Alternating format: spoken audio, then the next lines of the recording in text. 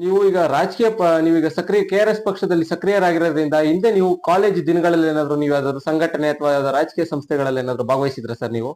ಇಲ್ಲ, ನಾನು ಕಾಲೇಜಲ್ಲಿ ಓದ್ತಿರುವಾಗ ಸಿಕ್ಕಾಪಟ್ಟೆ ಪುಸ್ತಕಗಳನ್ನ, ಸಾಹಿತ್ಯವನ್ನ, ಲಂಕೇಶ್ ಪತ್ರಿಕೆ, ಹೀಗೆ ಪ್ರಸಕ್ತ ರಾಜಕೀಯ ವಿದ್ಯಮಾನಗಳ ಬಗ್ಗೆ ಬರ್ತಿದ್ದಂತಹ ವಾರಪತ್ರಿಕೆಗಳನ್ನ ಬಹಳ ಓದ್ತಾ ಇದ್ದೆ. ಕನ್ನಡ ಸಾಹಿತ್ಯ ಮತ್ತು ಕರ್ನಾಟಕದ, ಭಾರತದ, ಒಟ್ಟಾರೆ ವಿಶ್ವದ ಚರಿತ್ರೆ ಇದ್ರ ಬಗ್ಗೆ ಎಲ್ಲ. ಆದ್ರೆ ನಾನು ಇಂಜಿನಿಯರಿಂಗ್ ಕಾಲೇಜಲ್ಲಿ ಓದ್ತಾ ಇದ್ದಿದ್ರಿಂದ, ಮತ್ತೆ ನಮ್ಮ ಸಮಯದಲ್ಲಿ ಹಾಗೆ ನೋಡಿದ್ರೆ ಕಾಲೇಜಲ್ಲಿ ಯೂನಿಯನ್ಗಳಾಗ್ಲಿ, ರಾಜಕೀಯ ಚಟುವಟಿಕೆಗಳಾಗ್ಲಿ ತುಂಬಾ ಕಡಿಮೆ. ಅದರಲ್ಲೂ ಇಂಜಿನಿಯರಿಂಗ್ ಕಾಲೇಜುಗಳಲ್ಲಿ ಕರ್ನಾಟಕದಲ್ಲಿ ಬಹಳ ಕಡಿಮೆ. ಯಾಕೆ ಅಂದ್ರೆ ಬಹುತೇಕವಾಗಿ ನಾವು ಓದ್ತಿದ್ದಂತ ಸಂದರ್ಭದಲ್ಲಿ ಅದು ಸೆಮಿಸ್ಟರ್ ಪದ್ಧತಿ ಇತ್ತು. ಅಂದ್ರೆ 4-5 ತಿಂಗಳಿಗೆಲ್ಲ ಎಕ್ಸಾಮು, 1 ತಿಂಗಳು ರಜಾ, ಮತ್ತೆ 4-5 ತಿಂಗಳಿಗೆ ಪರೀಕ್ಷೆಗಳು, ಹೀಗೆಲ್ಲ.